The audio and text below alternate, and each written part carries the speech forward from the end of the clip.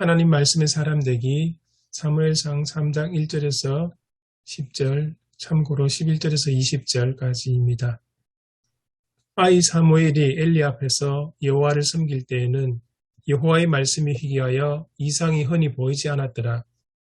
엘리의 눈이 점점 어두워가서 잘 보지 못하는 그때에 그가 자기 처소에 누웠고 하나님의 등불은 아직 끄지 아니하였으며 사무엘은 하나님의 궤에 있는 여호와의 전 안에 누웠더니 여호와께서 사무엘을 부르시는지라 그가 대답하되 내가 여기 있나이다 하고 엘리에게로 달려가서 이르되 당신이 나를 부르셨기로 내가 여기 있나이다 하니 그가 이르되 나는 부르지 아니하였으니 다시 누우라 하는지라 그가 가서 누웠더니 여호와께서 다시 사무엘을 부르시는지라 사무엘이 일어나 엘리에게로 가서 이르되 당신이 나를 부르셨기로 내가 여기 있나이다 하니 그가 대답하되 내 아들아 내가 부르지 아니하였으니 다시 누우라 하니라. 사무엘이 아직 여호와를 알지 못하고 여호와의 말씀도 아직 그에게 나타나지 아니한 때라. 여호와께서 세 번째 사무엘을 부르시는지라 그가 일어나 엘리에게로 가서 이르되 당신이 나를 부르셨기로 내가 여기 있나이다 하니 엘리가 여호와께서 이 아이를 부르신 줄을 깨닫고 엘리가 사무엘에게 이르되 가서 누웠다가 그가 너를 부르시거든 네가 말하기를 여호와여 말씀하옵소서 주의 종이 듣겠나이다 하라 하니 이에 사무엘이 가서 자기 처소에 누우니라. 여호와께서 임하였어서 전과 같이 사무엘아 사무엘아 부르시는지라 사무엘이 이르되 말씀하옵소서 주의 종이 듣겠나이다 하니 여호와께서 사무엘에게 이르시되 보라 내가 이스라엘 중에 한 일을 행하리니 그것을 듣는 자마다 두 귀가 울리리라.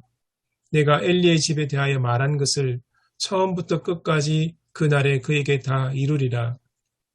내가 그의 집을 영원토록 심판하겠다고 그에게 말한 것은 그가 아는 죄악 때문이니 이는 그가 자기의 아들들이 저주를 자청하되 금하지 아니하였음이니라. 그러므로 내가 엘리의 집에 대하여 맹세하기를 엘리의 집의 죄악은 제물로나 예물로나 영원히 속죄함을 받지 못하리라 하였노라 하셨더라. 사무엘이 아침까지 누웠다가 여호와의 집의 문을 열었으나 그 이상을 엘리에게 알게 하기를 두려워하더니 엘리가 사무엘을 불러 이르되 내 아들 사무엘아 하니 그가 대답하되 내가 여기 있나이다 하니 그가 이르되 내게 무엇을 말씀하셨느냐 청하노니 내게 숨기지 말라. 내게 말씀하신 모든 것을 하나라도 숨기면 하나님이 내게 벌을 내리시고 또 내리시길 원하노라 하는지라.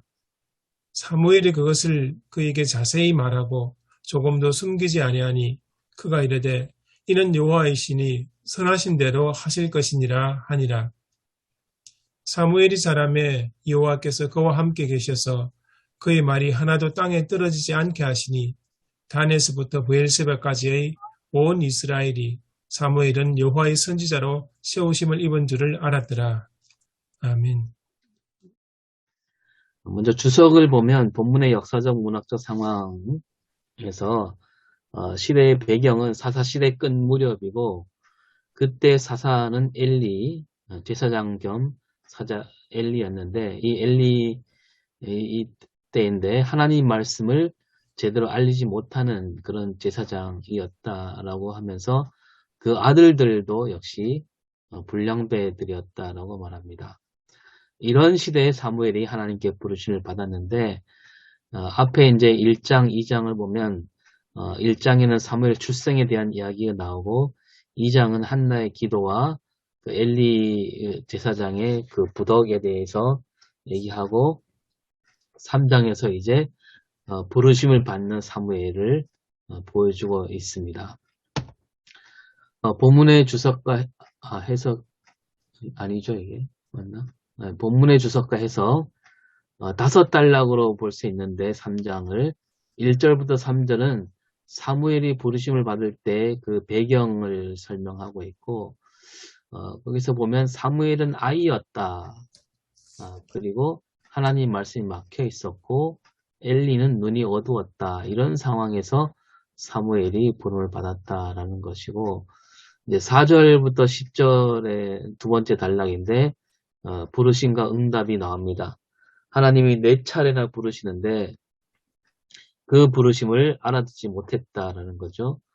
세 번째 부르심에 엘리가 알아차렸고, 그리고 이제 네 번째 부르심에 사무엘이 엘리 말대로 말씀하옵소서 주의 종이 듣겠나이다 라고 응답을 하게 되지요. 그러면서 이 사무엘이라는 이름과 샤마, 여기서 샤마라는 이 말이 어떤 같은 어원을 갖고 있다는 것을 얘기해 주고 있습니다. 세 번째 단락은 11절부터 14절, 엘리에 대한 심판을 하나님이 사무엘에게 말씀하시는 그런 내용입니다. 사무엘이 가장 먼저 하나님께 말씀을 하나님께 말씀을 받은 것 중에 가장 먼저 받은 말씀이 엘리에 대한 심판이었다라는 거죠. 네 번째 단락은 15절부터 18절, 하나님께 들은 말씀을 사무엘이 엘리에게 그대로 전하는 것을 보게 되고, 19절과 20절은 사무엘을 선지자로 세우게 됩니다. 그리고 3장 21절까지 되어 있는데, 21절에 대해서는 보면 이제 하나님이 다시 실로에서 나타나시고 하나님이 말씀으로 사무엘에게 나타내신다, 이 말씀이 있는데, 이 구절도 중요한 구절 같습니다. 본문의 신학적 메시지와 설교 주제, 설교 구성을 위한 제안을 보면 네 가지 메시지로 나눠볼 수 있다. 하나는 하나님 말씀을 듣고 이상을 볼 수 있어야 되지 않겠는가. 엘리를 보여주면서, 그렇지 못한 시대를 보여주면서 오늘 우리는 그렇게 하나님 말씀을 듣고 이상을 볼 수 있는 그런 삶을 살아야 된다. 한국교회는 과연 그러고 있는가라는 것을 살펴봐야 된다 그러고요. 두 번째는 하나님을 만나되 깊은 교제를 통해서 또 개인적으로 체험적으로 만나야 한다. 이런 메시지가 있다고 하는데, 뭐 개인적으로라는 말, 글쎄 과연 그럴까라는 생각이 듭니다. 세 번째는 하나님께서 부르실 때 겸손히 듣고 순종하는 자세가 있어야 한다. 이건 두말하면 잔소리죠. 네 번째 메시지는 사무엘처럼 하나님께 받은 말씀을 자세히 조금 더 숨기지 말고 담대하게 선포할 책임이 있다. 하나님 말씀을 들었으면 선포할 책임이 있다는 거죠. 비록 그 엘리 자기를 키워주는 그 엘리 제사장에 대한 말씀일지라도, 껄끄러운 말씀일지라도 선포해야 된다. 이렇게 네 가지로 얘기하고 있습니다. 이동명 목사님이 쓴 설교를 보니까 하나님은 말씀으로 자기를 드러내신다. 그리고 침묵, 그러니까 하나님 말씀이 없던 시절 그걸 얘기하면서 그것은 하나님께서 내리신 형벌이다라고 하고, 그 침묵을 가져오게 한 것은 바로 불신과 불순종이었다라고 앞에 시작하면서, 사무엘은 회막 봉사에 충실한 사람이었기에 하나님 말씀을 들을 수 있었다. 그리고 하나님은 사무엘을 훈련시키셨고, 그러니까 부르심에 잘 응답할 수 있도록 훈련시켰다는 거죠. 그리고 하나님이 4번이나 부르시면서 기다리셨다라는 얘기도 하고, 또 하나님께서 말씀하실 때 귀를 열고 듣는 자세, 그것이 신앙이라는 거죠. 그리고 오늘 우리에게 주시는 말씀은 성경이다. 그래서 그 성경 말씀을 읽고 듣고 말씀대로 살아야 한다라고 설교를 하고 있습니다. 함께 생각해 볼 문제는, 이게 사사시대 끝 무렵에 있었던 일인데, 어떤 사람들은 사사시대를 아주 이상적인 시대라고 말하는 사람도 있었던 것 같고, 사사시대에는 정말 자기 마음대로 사는 시대였다, 이렇게 보기도 하는데, 우리가 이 사사시대를 어떻게 봐야 되는가 생각해 봤으면 좋겠고요. 그러니까 그 사사기 마지막에 보면 그 시대 왕이 없으므로 자기의 소견대로 했다라는 그런 말씀이 있는데, 또 왕이 없었다. 왕이 있었다면 더 나았는가? 그 부분 한번 생각해 볼 필요가 있는 것 같습니다. 그 다음에 우리가 하나님 말씀, 우리에게 들려오는 말씀이 여기 하나님이 주신 말씀인가? 그것을 우리가 가려내는 기준을 우리가 무엇으로 삼아야 되는가 한번 생각해 봤으면 좋겠습니다. 뭐 성경 구절을 갖다 댄다고 해서 다 하나님 말씀은 아닐 수도 있잖아요. 뭐 이단들도 다 성경 구절을 갖다 대는데, 그 다음에 엘리에게 하나님 말씀을 사무엘이 외쳤는데, 우리는 과연 사무엘처럼 그 껄끄러운 상대 앞에서도 하나님 말씀을 외치고 있는가 한번 돌아봤으면 좋겠습니다. 이상입니다.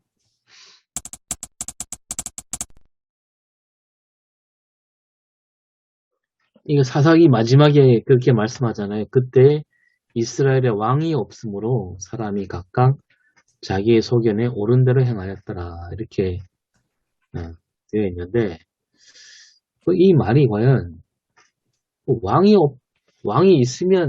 있었다면 달랐나? 그런 뜻인지. 우리가 알듯이 왕이 있다고 해서 뭐 더 나은 시대가 되는 건 아니잖아요. 그래서 이 구절을 어떻게 우리가 봐야 될까? 이제 그러면서 이제 사무엘에 넘어오면 그 시대에는 막 하나님 말씀이 희귀한 시대라고 얘기하잖아요. 그죠? 그런 것과 연관이 되어 있는지.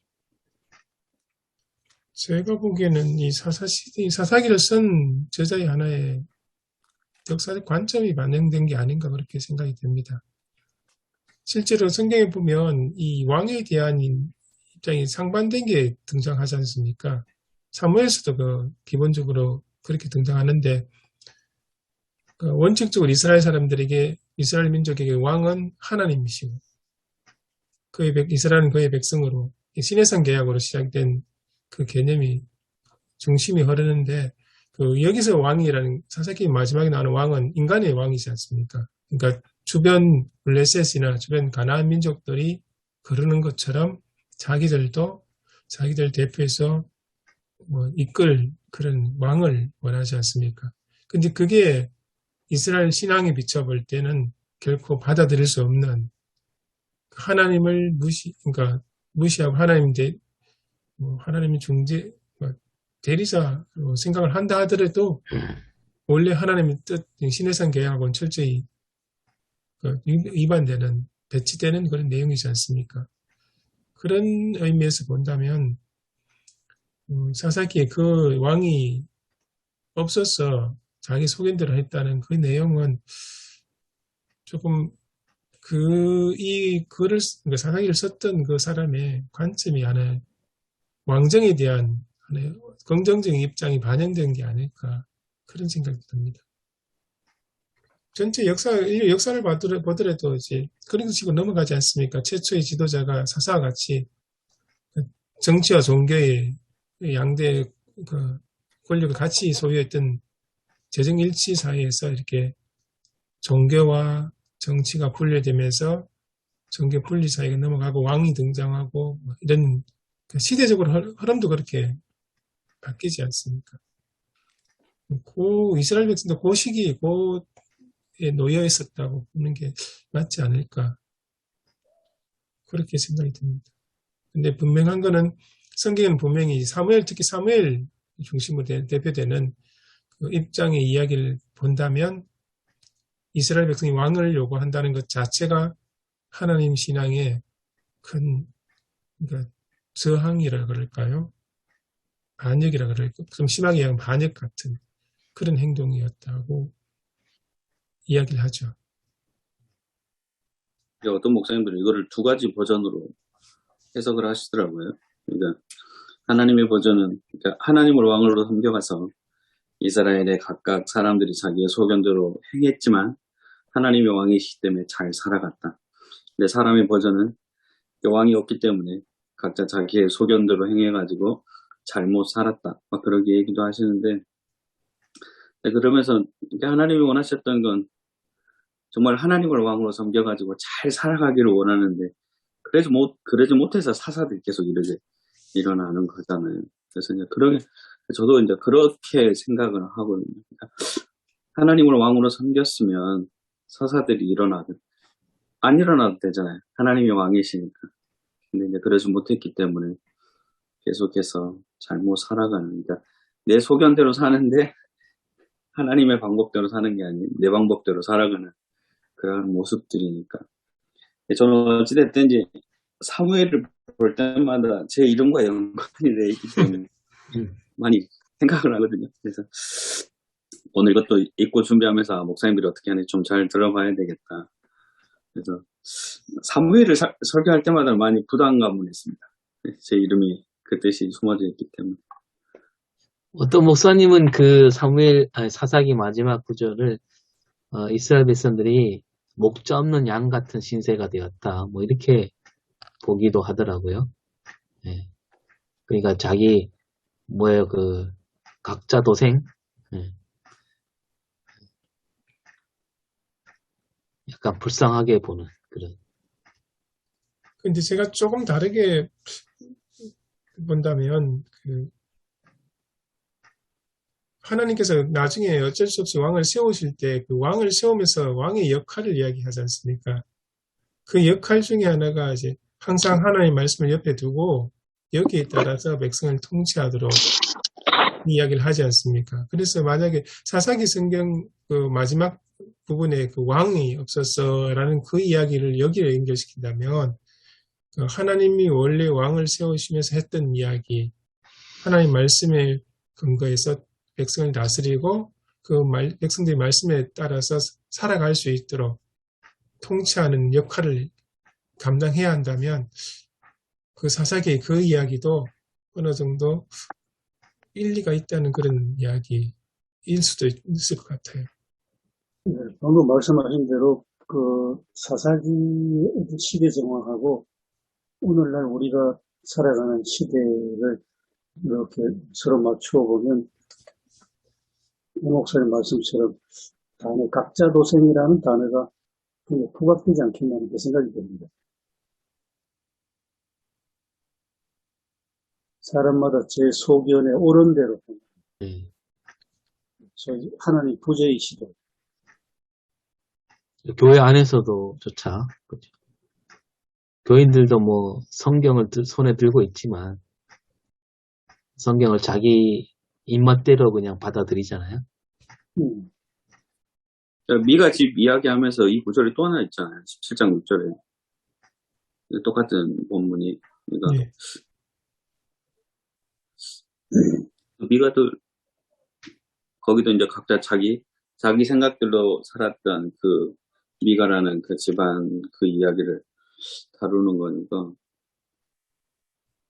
16장까지는 사사들 이야기하다가 이제 그 대표적인 잘못 살고 있는 사람들의 모습을 이야기하면서 미가를 이야기하니까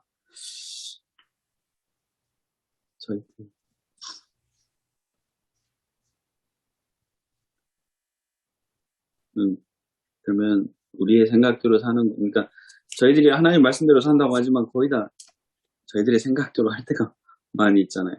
그러면 그리고 특히 이제 저희들이 이제 어떻게 보면 목사의 직분이니까 앞에 끌어가는 입장에서 저희들의 생각대로 할 때가 훨씬 많이 있으니까 참 그 하나님의 생각대로 움직이는 건지 아니면 우리의 생각대로 움직이는 건지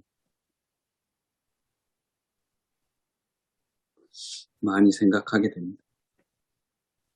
바알하고 연결되는지는 모르겠습니다만 오늘 현실에서 굉장히 좀 무겁게 받아들이는 것은 이제 오늘 현실을 보면서 바로 지나간 현실 1980년대 중반의 역사를 보니까 그 당시 오공화국 전두환 군부 독재 시절에 군부 독재 통치가 한계가 오니까 전국적으로 당군전을 만드는 그런 시도가 있었어요.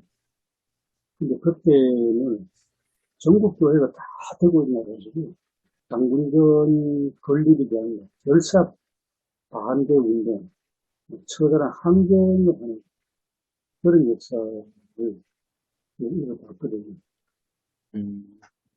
특히 병원노회 역사를 정리하면서 제가 분명히 잘 읽었습니다. 그런데 지금 현실은 들리는 말에 따르면 친천지도 좋다. 이번 대통령 선거에 엄청난 역할을 했다. 잘못된 모습도 괜찮다. 그 지도자들이 이 정권보다는 차라리 그걸 선택하겠다는 사람들. 이렇게 혼동이 와버려가지고 사사시대라는 이런 면도 각자의 소견대로 그 소견이 뭔지는 모르지만 소신은 아닌 것 같아요. 각자의 자기 이익에 대한 판단으로 그냥 자기 마음대로 받는 그런 분이십니다. 그러한 때 하나님 말씀이 들리지 않는 그 시대에 오늘 하나님 말씀을 들은 사무엘에게 좀 시선이 가는 것 같습니다. 저는.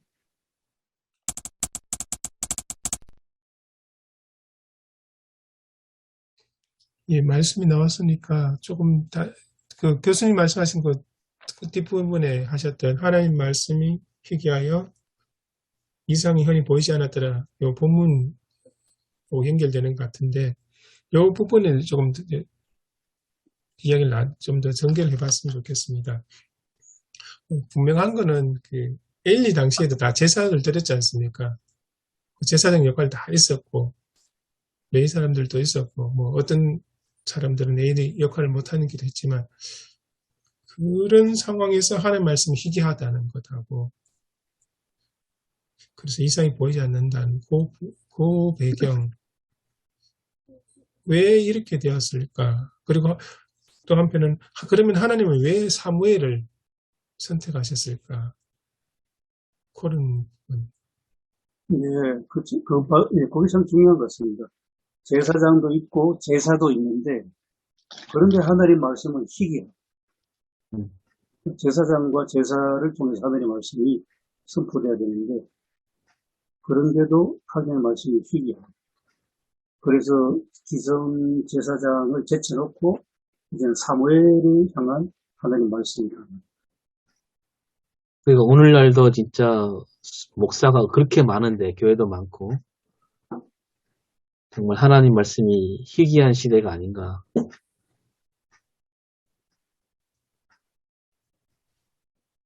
이제 교인들이 알아듣기 어려운 말을 안 하려고 그러잖아요. 교인들이 받아들이기 어려운 말을 안 하려고 하고 그러면서 이제 글쎄요, 제가 볼 때는 그 핑계가 교인들한테 너무 이렇게 그 수준과 떨어진 말씀을 전하면 그거는 그 교인들이 받아들이기 힘드니까 그 수준에 맞춰서 해야 된다. 그렇게 목사님들이 말을 하잖아요. 그래서 이제 흔히 말하는 예배 잘 드리고 봉사 잘하면 하나님이 복 주신다. 요 정도 수준에서 자꾸 이제 우리가 설교를 하고 있지 않는가. 그러다 보니까 더 발전이 없는 계속 그 자리인 것 같아요. 그런 의미로 저는 받아들여지더라고요.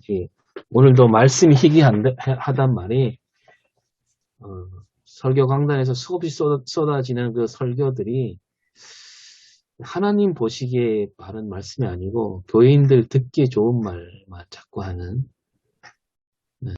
요새 교인들이 제일 듣고 싶어하는 단어가 행복인 것 같아요. 예, 여러 교회 죽어보니까 행복이라는 단어가 그렇게 많았어요. 맞습니다.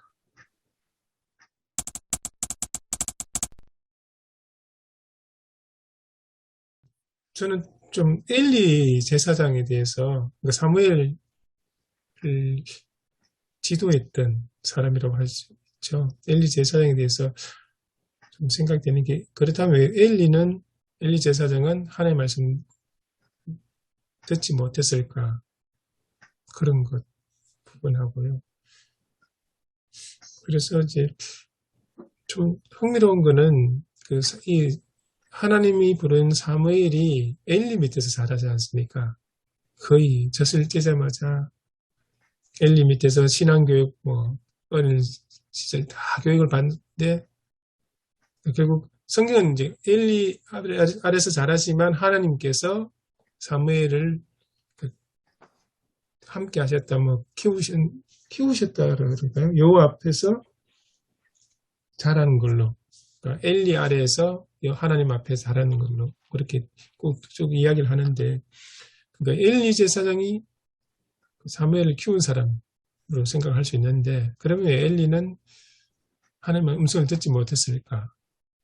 2장에 보면 또 하나님의 사람이 엘리를 찾아와서 경고의 말씀도 하거든요. 근데 그렇게 들었으면서도 다른 반응이 전혀 없고 그런 거 보면 왜 엘리는 하나님의 말씀을 듣지 못했을까? 그런 생각 좀 의문이 들었습니다. 그래서 오늘 예배 강단을 읽으면서 제 나름대로 해석하기로는 아마 엘리와 엘리의 아들들, 엘리의 아들들 보면 이제 탐욕, 성적인 타락, 때로는 무관심, 아니면 자기 자녀에 대한 왜곡된 사랑, 이런 것들이 거의 길을 막고 있지 않았을까. 엘리도 그렇고 엘리의 자녀들도 그렇고. 그래서 하나님께서 끊임없이 말씀을 하셨음에도 불구하고 그런 것들이 기가 막혔기 때문에 음성을 듣지 못했을 게 아닐까. 그런 생각이 들었습니다. 거기에 비해서 이제 사무엘은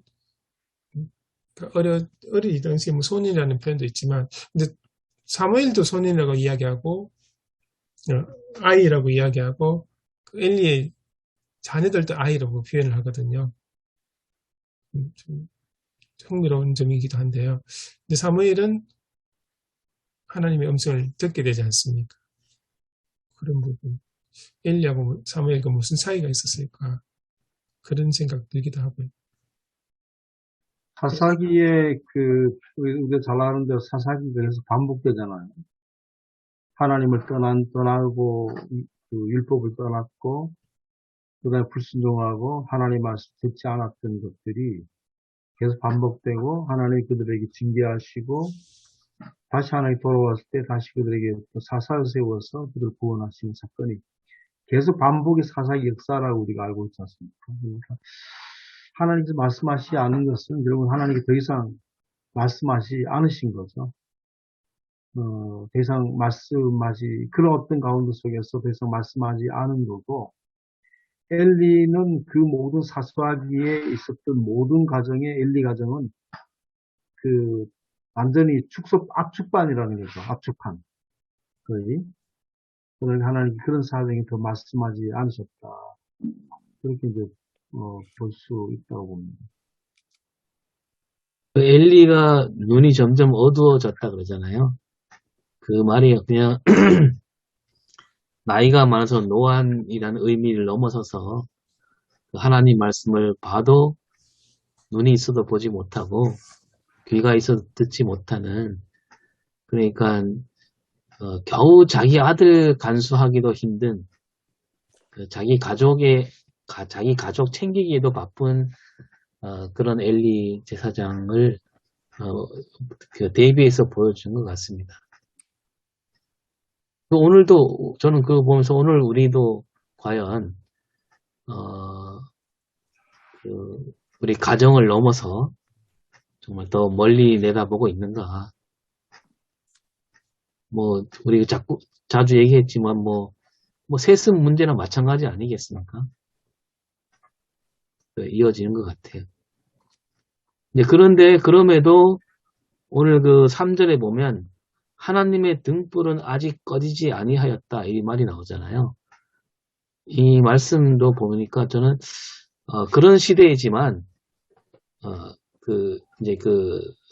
하나님의 등불이 꺼지지 않았다, 이 말은 하나님이 그래도 마지막 한 가닥 소망, 희망을 사무엘에게 주셨다, 이렇게 받아들일 수 있을 것 같습니다.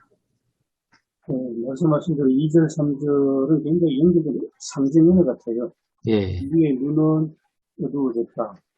뭐 실제이기도 하지만 상징이고 어두워지고 또 3절에 하나님의 등불은 아직 끄지 않았다.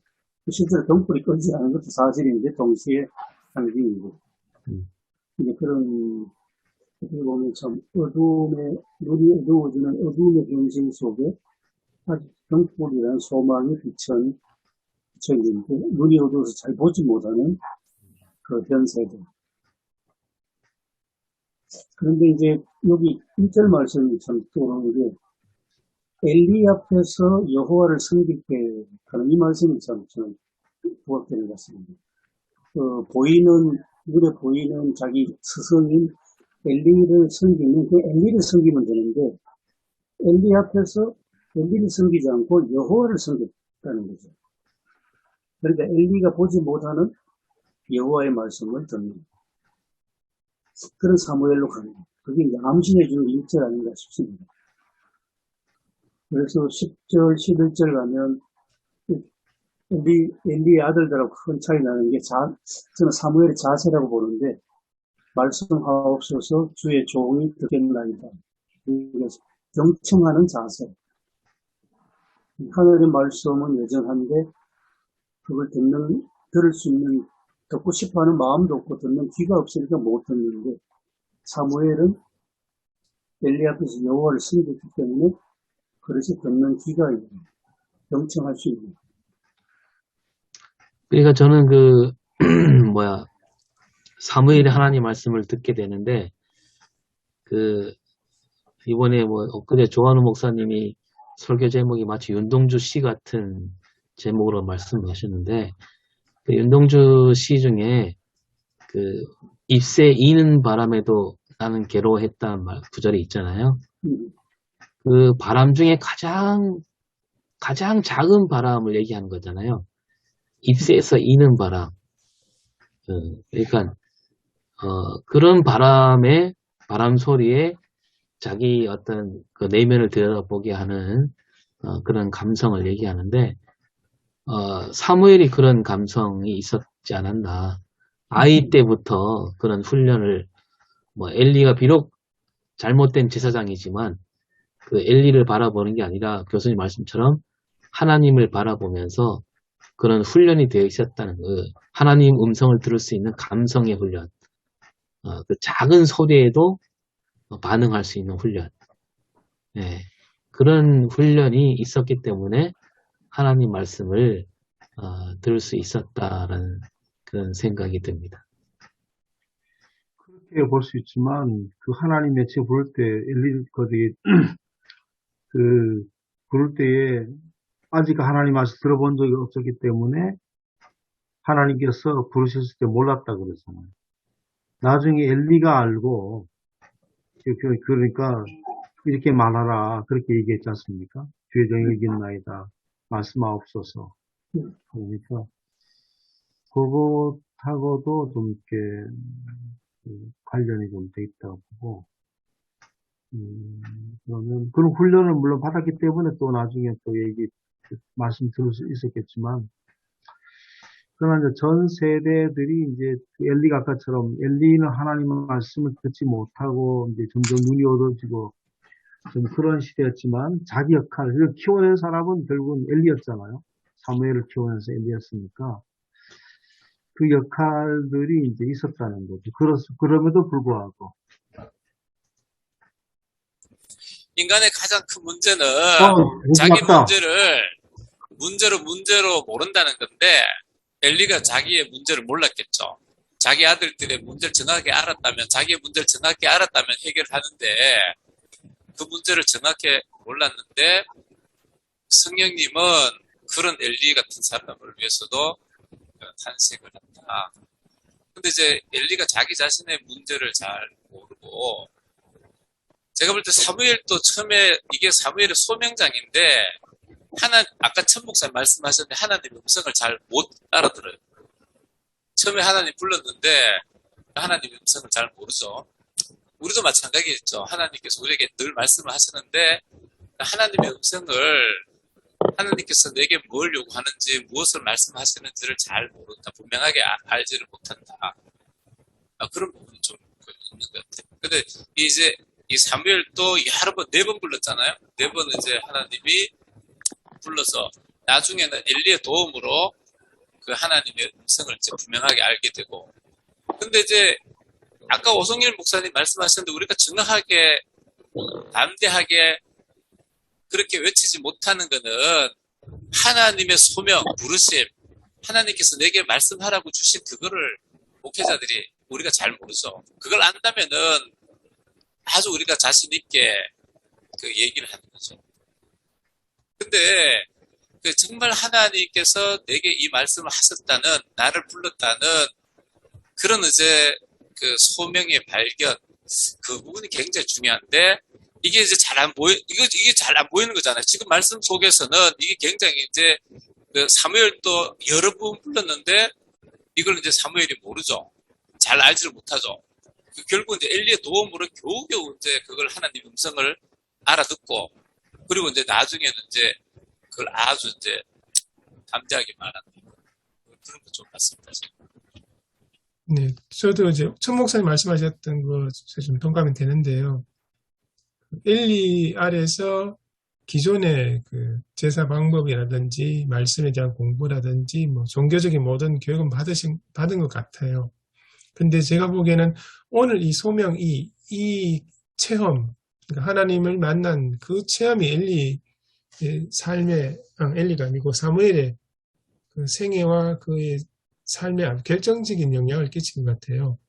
오늘은 그 4번씩이나 하나님이 부르셨는데 사무엘이 대답을 못하지 않습니까? 그래서 4번째 결국 엘리가 가르쳐줘서 하나님의 말씀을 듣겠다고 그렇게 응답을 하지 않습니까? 그러면서 하나님의 말씀을 듣지 않습니까? 그러니까 그동안 꾸준히 이제 그러니까 제의적인 종교 예식도 다 배워왔고 지내왔고 그러다가 오늘은 그거와는 전혀 다른 차원의 하나님이 직접 말씀하시는 걸 듣지 않습니까? 이 듣는다는 게 사무엘의 아주 그의 신앙의 중심 하나의 축이 되지 않았을까? 그의 삶을 변화시킨 하나의 핵심 그 경험이 되지 않았을까? 그런 생각이 듭니다. 그렇게 어떻게 느껴졌냐면 나중에 그 사울 이 아말렉을 진멸하지 않고 좋은 가축들을 남기고 하는 그 장면도 있지 않습니까? 그때 사무엘이 했던 말이 순종이 제사보다 낫다, 더 중요하다 이야기하지 않습니까? 딱 이 부분 이야기하고 연결되는 것 같거든요. 기존에 전통적으로 엘리 밑에서 배워왔던 그 제사, 그것과 오늘 말씀을 직접 듣는 것, 이 경험이 있었기 때문에 어쩌면 사무엘이 평생 동안 하나님의 말씀을 듣는 것에 대해서 굉장히 중요하게 여기지 않았을까. 그러면서 그 듣는 것은 곧 거기에 대한 순종으로 그런 것이 아니었을까. 그런 생각이 들기도 합니다. 그 다음에 담대하게 외쳤다고 하는 거는 조금 이제 좀 더 들여다볼 필요가 있는데, 처음에는 말씀을 받았지만 그 말씀을 그대로 전하기를 주저하잖아요. 그래서 엘리가 너에게 숨기지 마라. 숨기면 벌을 내리시고 또 내리기 원한다. 그렇게 얘기를 이제 하니까 있는 그대로 얘기하는데, 엘리의 그 말씀을 받은 태도가 여호와신 선하신 대로 하실 것이다라고 그 말씀 받아들이자. 자기 집안에 관한 건데 그 말씀을 받아들이잖아요. 그러니까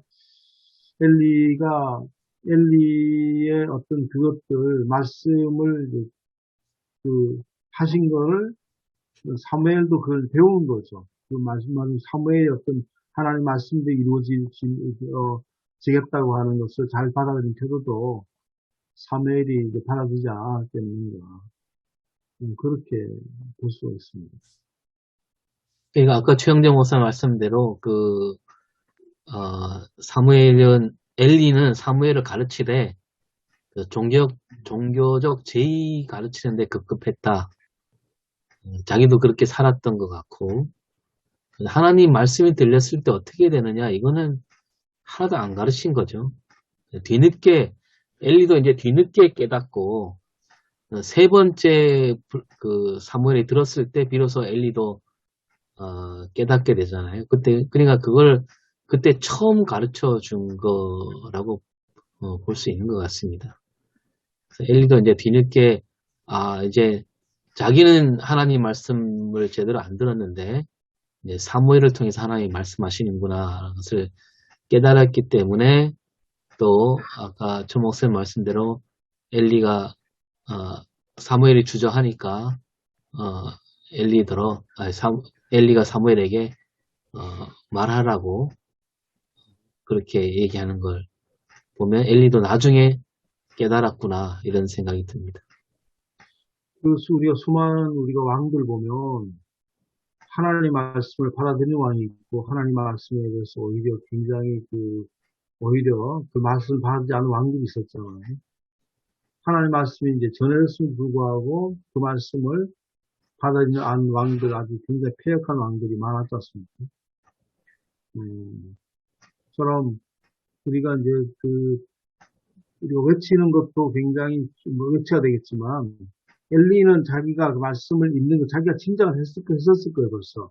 하나님 어떻게 사무엘 통해서 그러니까 그거를 사무엘에게 심지어 맹세까지 하면서 그렇게 이제 얘기하라고 했었던 엘리는 그 말씀을 받을 수 있는 태도가 돼 있었다는 거죠.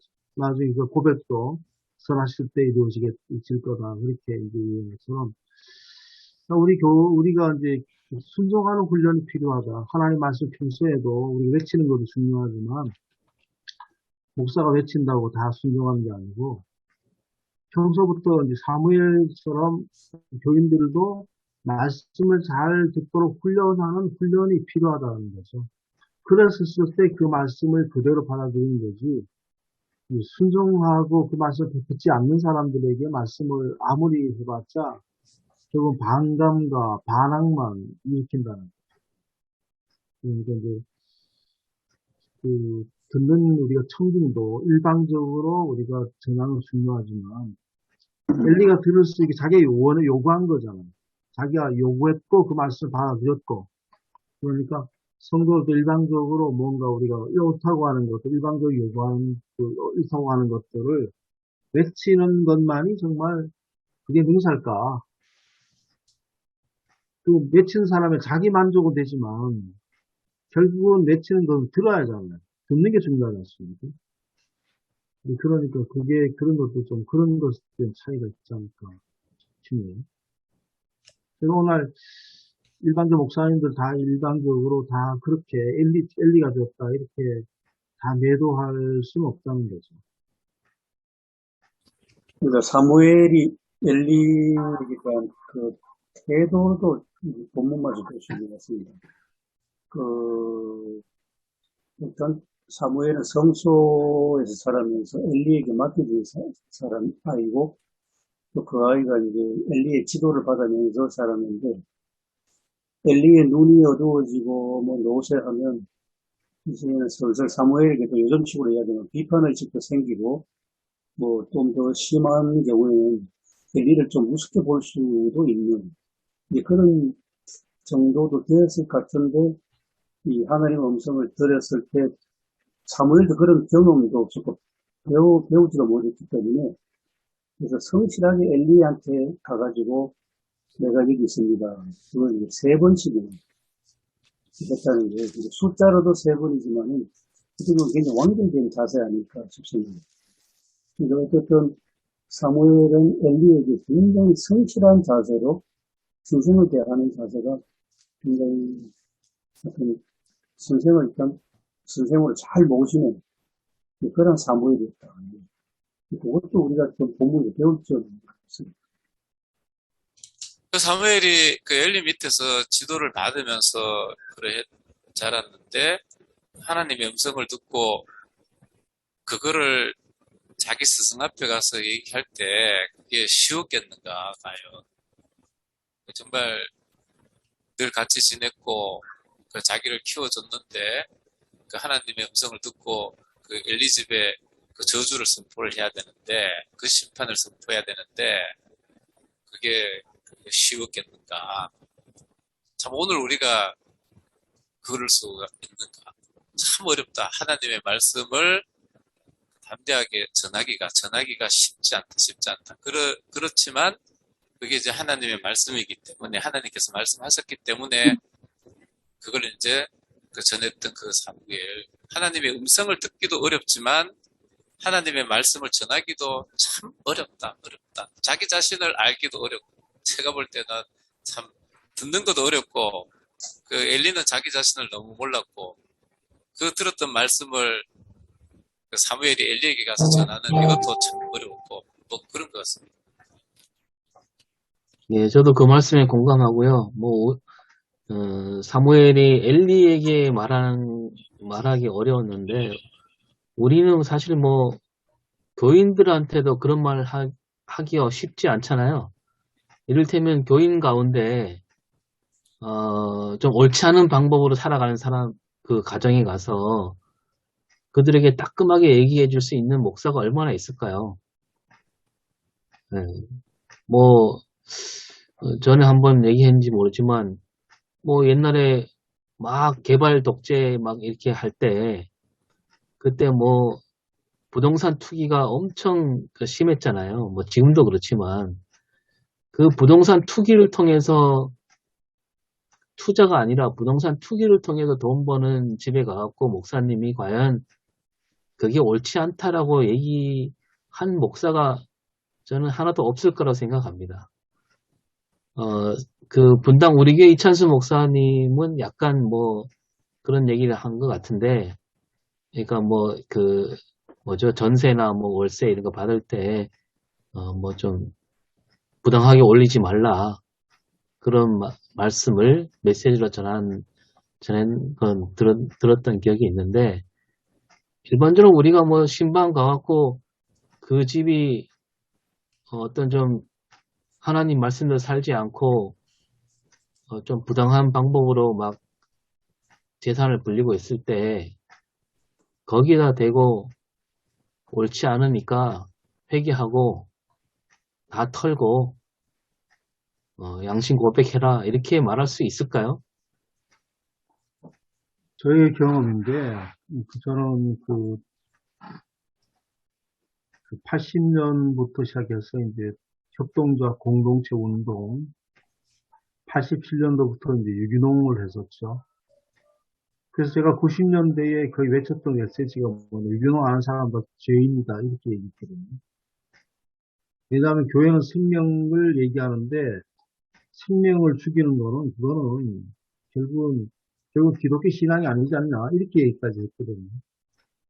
지금 과연 그때가 지금 생각해보면 지금 여기에서는 제가 옮겼던 이 교회에서는 유기농한 사람 한 사람도 없습니다. 그럼 여기에서는 제가 유기농한 사람은 다 죄인입니다. 다 실제로 신앙을 안 갖고 있는 사람입니다. 그렇게 외쳐야 될까? 그건 요즘 아니라고 하는 반성이 제게 있습니다. 근데 와보니까 그렇게 될 수밖에 없는 상황. 물론 이렇게 개발 독재라고 하는 내면을 더 들여다봐야 되지만, 피상적으로만 가지고 그거를 판단하기는 좀 그렇다. 여기서는 유기농한 사람들이 아무도 없거든요. 지금 제가 강단에서 만날 유기농하는 사람들 다 죄인입니다. 생명 죽이는 사람입니다. 생명을 살립니다. 이렇게 얘기를 하기 어렵다는 거예요. 왜냐면, 여기는 제초제 친 사람은 저쪽에 제초제 치면 난리 나거든요. 아주 큰일 나는 일이고, 제초제 치면. 여기는 제초제가 일상화됐거든요.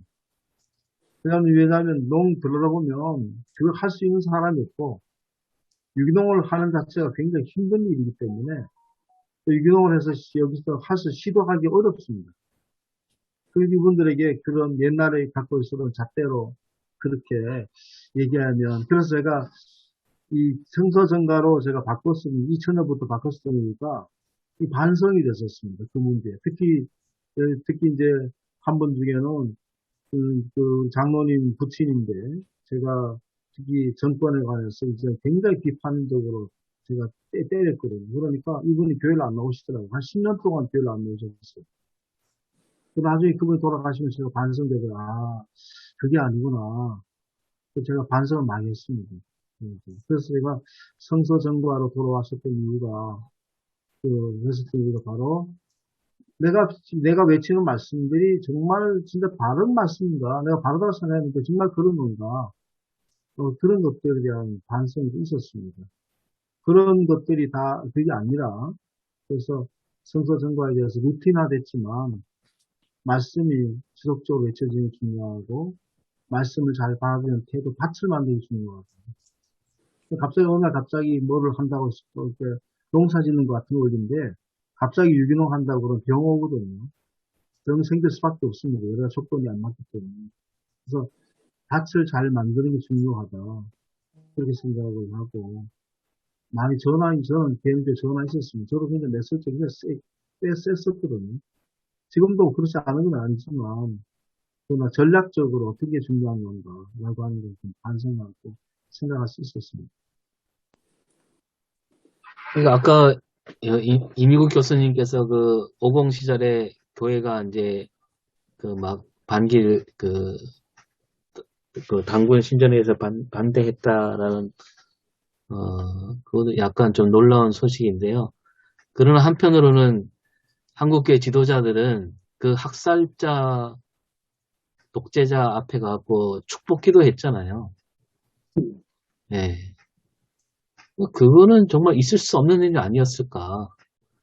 우리가 뭐 한경진 목사님 막 다 존경하고 한다 하지만 그 부분에 있어서는 정말 사실 회개도 안 하고 돌아가셨잖아요. 그 부분에 대해서.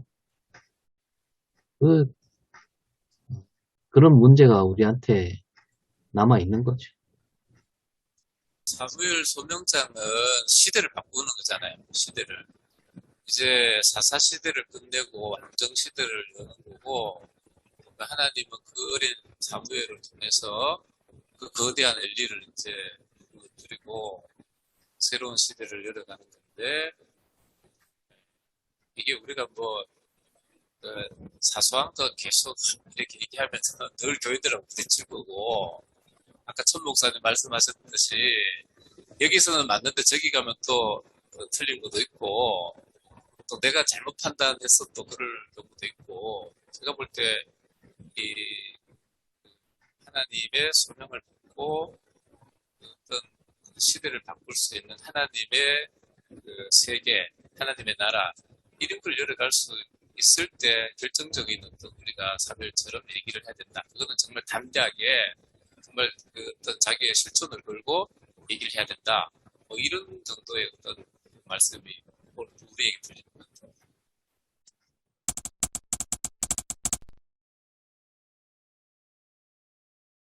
어떻게 보면 조금 전에 그 강 목사님 말씀하신 것처럼 이 사무엘이라는 인물이 그 과거에 인습적으로 내려오던 그 종교 체제의 그 정상적인 방식이 아니라 위로부터 하나님께로부터 내려오는 그 주도권 권위를 얻으면서 기존의 그 종교 체제와 다른 그 주도권을 잡아가는 그 첫 시작이 소명장이지 않습니까?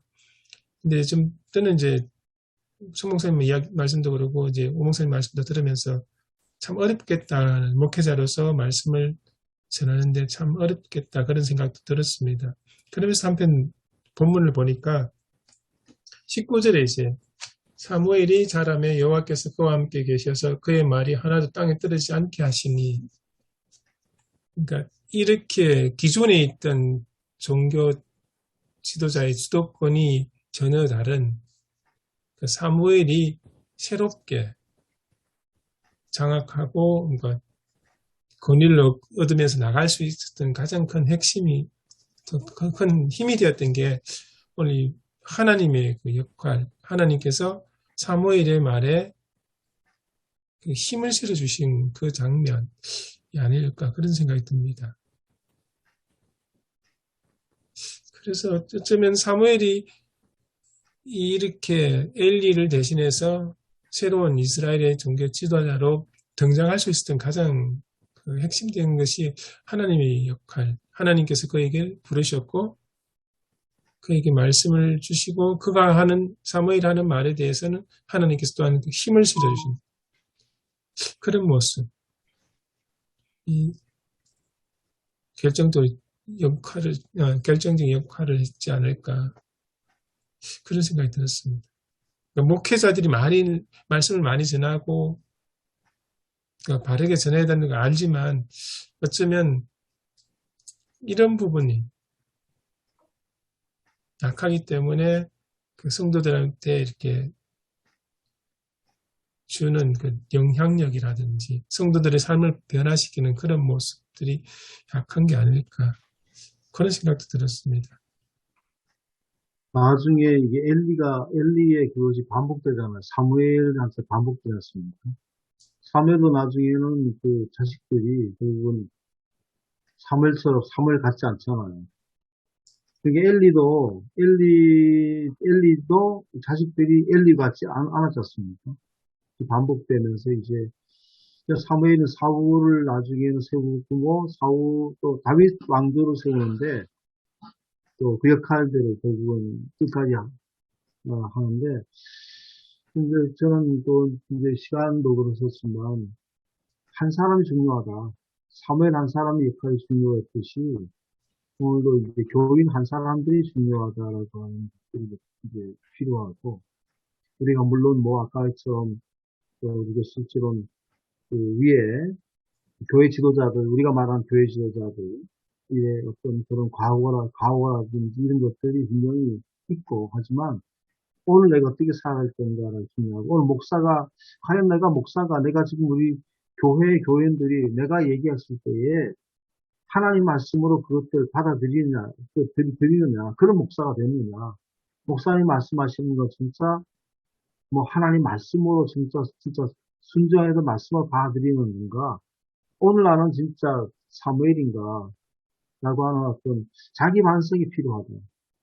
외치는 것도 중요하지만 내가 진짜 말씀이 육화된 것처럼 내가 내 삶의 모든 것들이 있는 그대로 교인들에게 정말 육신이 육화되는 건가?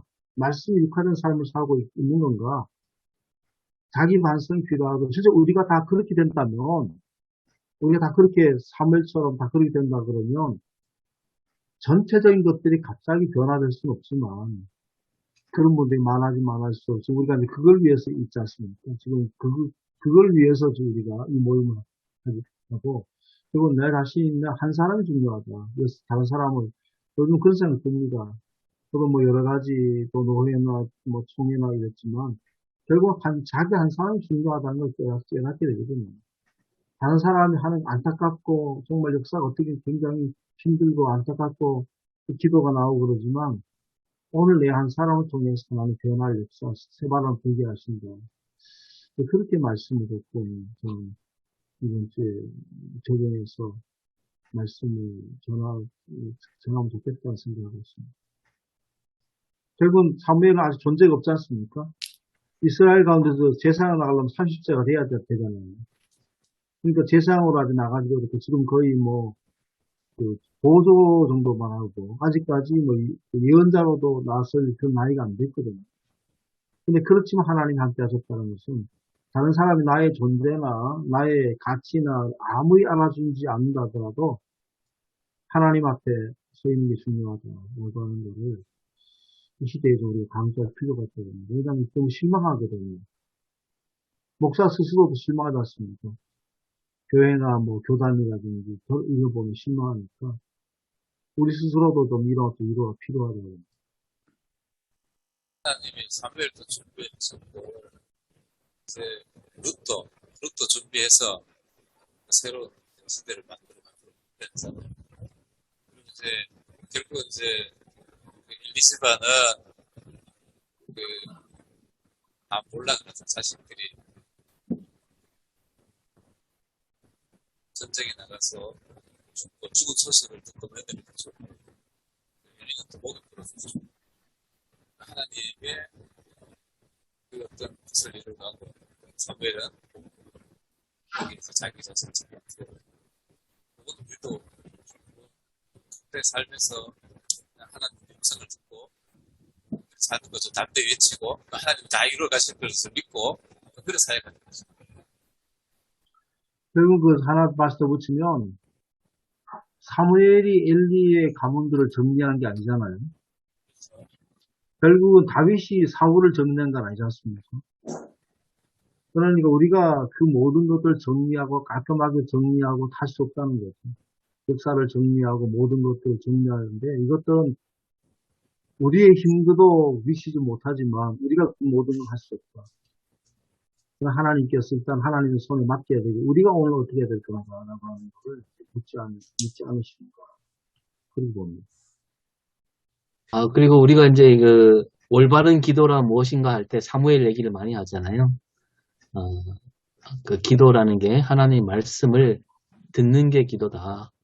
오늘 이 제목도 말씀의 사람 되기라고 했을 때 하나님은 말씀하시는 분이고 우리는 듣는 사람이어야 되는데 오늘 우리는 그렇게 살고 있는가?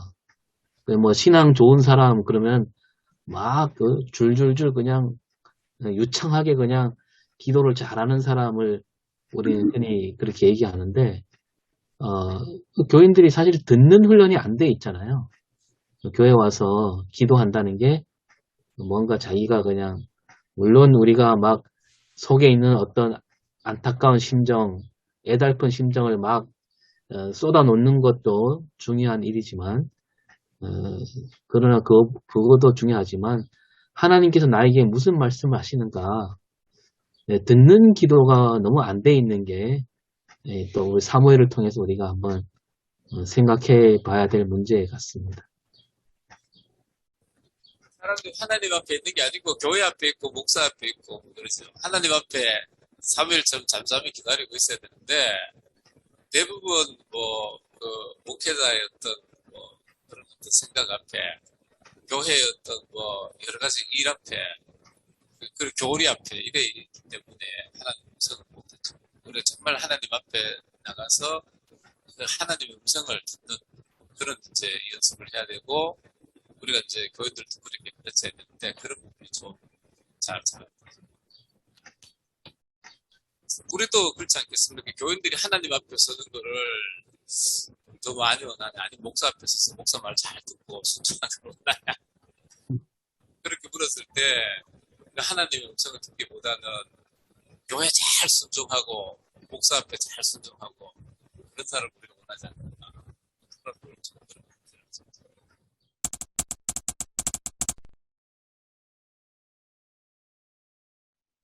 정리가 안 되는 건 아닌데 어떻게 해야 될지는 모르겠는데 사무엘의 존재에 관해서 계속 좀 생각을 해야 될 것 같습니다. 아직 어린아이이지만 하나님의 말씀을 듣는 그런 사무엘의 존재. 그리고 제가 좀 생각을 좀 잘못하고 있는 건지 모르겠지만 사무엘이 분명히 엘리야 앞에서 여호와를 섬긴다는 표현이 엘리 놔두고 하나님을 섬겼다고 생각하지는 않거든요. 엘리를 하나님처럼 섬겼다고 저는 생각을 하거든요. 제가 부교육자로 있을 때 담임 목사님은 거의 하나님처럼 제가 되어 있거든요. 남들이 뭐라고 하더라고요. 사람이다 라고 얘기하는데 하나님이 안 보이니까 담임 목사님은 하나님처럼 지금도 제가 여기 담임 목회하고 있지만 이전에 계셨던 그 목사님을 정말 오라고 모고 가라면 가고 정말 하나님 섬기듯이 지금도 그러게 하는데 그래서 사무엘에 관해서 조금 더 보고 하나님이 과연 오늘 본문을 통해서 사무엘이 어떻게 성장해가고 어떻게 됐는지 사무엘의 존재에 관해서 조금 더 고민을 하고 좀 정리를 해야 될 것 같습니다. 이번 주에 그 얘기 가운데 속에서 설교한 중에서 그런 얘기를 좀 강력하게 얘기했습니다. 많은 사람들이 이제 특히 온라인 예배 드린 것에 관해서 조금 얘기를 했었거든요. 우리가 그냥 온라인 예배가 물론 그렇게 예배 드릴 수 있는 사람이 없는 형편인 사람은 다 그거를 나쁘다 이렇게 얘기는 아니다. 그러나 우리가 먼저 우리가 교회 안에 더 우리 교회 생활을 충실해야 된다는 얘기를 좀 했었거든요. 여기 다른 안 되나 고백이지만 제 아들도 여기 같이 있는 아들도 제 마음 같지 않더라고요. 오히려 신경 쓰이더라고요, 애들이. 그래서 얘들한테도 제공되는 말씀이 그런데, 지금 교회가 아무 사람들이 실망하고 그러지만, 결국은 그 사무엘이 성소 안에 있었지 않습니까? 성소에 딸린 부속방에 있었겠지 않나? 성소 안에 있어서 결국 하나님 만나게 됐구나. 우리 교회가 그렇지만, 그러나 결국은 교회 안에 우리 있을 때 하나님은 교회를 버리신 것이 아니다. 다른 사람이 다 버린다 할지라도 하나님을 버리지 않았다면 우리 결코 교회를 버렸으면 안 된다는 거죠. 제가 옛날에 이제 그랬었습니다. 특히 이제 민주화 운동 했던 분들, 이런 분들 교회 안에 들어왔다가 다 거의 많이 나왔거든요. 저는 그때 그분들에게 그래도 교회 안에 있어야 된다고 얘기를 했었습니다. 교회주의자라고 그렇게는 아니지만, 그건 낮게 했었지만, 좀 그걸 강조할 필요가 있고, 그래도 교회에서 하나님 말씀을 들을 수 있다. 목회자가 다 타락하고 다 했다 할지라도 엘리가 들었겠지만, 사무엘을 키워낸 사람은 결국은 엘리였다. 그 모든 제사라든지, 하나님 말씀의 태도라든지, 목사가 물론 인간적으로 하고 있지만, 그래도 우리가 하나님 목사를 세우셨을 때는 다 역할이기 때문에 세우신 것이다. 그렇게 얘기하고, 또 우리가 앞으로 우리 시대가 다음의 세대를 잘 키워내야 되지 않겠나, 뭐 그런 얘기도 좀, 또 우리가 다음 새로운 사무엘을 다 키워야 된다. 그렇게 굉장히 해볼 수 있겠다고 생각합니다. 저는 이제 아까 잠깐 얘기했지만, 일단 사무엘은 하나님 말씀을 들었잖아요. 하나님 말씀을 듣는 사람, 듣고 난 다음엔 또 선포하잖아요. 말씀을 들은 대로 선포하는 그런 삶의 신앙이다. 거기에 이제 초점을 두고 준비를 해볼까 합니다. 우리가 보통 본 목사님들이 새벽기도 교인들이 교인이라고 그러지 않습니까? 새벽기도 교인이 교인이라고 그러죠.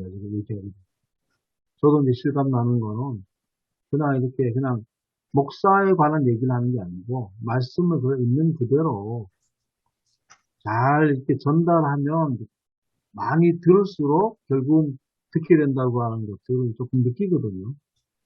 그러니까 우리가 분명히 오늘 이것도 우리가 부지런히 실망하지 말고 신실하게 말씀 사역을 잘 감당하면 이제 듣게 되고 그런 것들이 일어나게 된다고 생각이 듭니다. 보통의 경우에 오늘 말씀에서도 그렇고 하나님의 말씀이 들리지 않는 경우가 있고 들리지 않는 그런 사람이 있고 또 하나님의 말씀이 들리는 사람이 있고 또 하나님의 말씀을 듣는 사람이 있고 이렇게 세 부류로 나누어지는 것 같아요. 그래서 어떤 이유든지 영적으로 둔감해서 단순히 나이가 많아서 비둔해지고 이런 위해력 몸의 문제가 아니라 어떤 영적으로 이제 좀 어두워졌겠죠. 근데 그래서 들리지 않는 경우가 있고 또 그냥 들리기만 하는 경우가 있고 근데 그 말씀이 들리는 그 말씀을 듣는 사람이 있거든요. 사무엘은 듣겠나이다 하는데 사실 이런 것들이 하나님을 알지 못하면 말씀이 들리지도 않을 것 같아요. 이때 당시에는 하나님을 알지 못하는 상태였어요. 사무엘도 보니까 아까 어디 7절이었나? 7절에도 보니까 사무엘이 아직 여호와를 알지 못하는 그런 상태였는데 이제 엘리가 귀뜸을 해주죠. 이건 여호와의 말씀이다. 말씀하시면 듣겠나이다 이렇게 하라고 알려주고 그랬는데 그래서 여호와를 알자, 힘써 여호와를 알자 하는 그 말씀하고 또 연결해서 우리가 하나님의 말씀을 듣기 위해서는 하나님을 잘 알고 알아야 하나님의 말씀을 들을 수가 있고 그 말씀을 듣고 또 행할 수 있지 않겠느냐 그런 생각이 좀 들었습니다.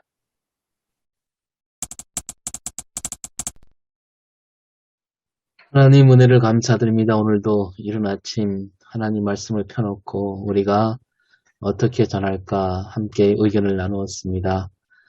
우리 생각이 짧고 또 모자라지만 주님께서 이번 주간에도 지혜를 주셔서 우리가 하나님 말씀을 바르게 듣고 들은 대로 우리 성도들에게 잘 먹일 수 있도록 인도하여 주시옵소서. 이 한 주간의 삶도 하나님께서 지켜주셨고 감사드리며 예수님 이름으로 기도합니다. 아멘. 아멘. 네.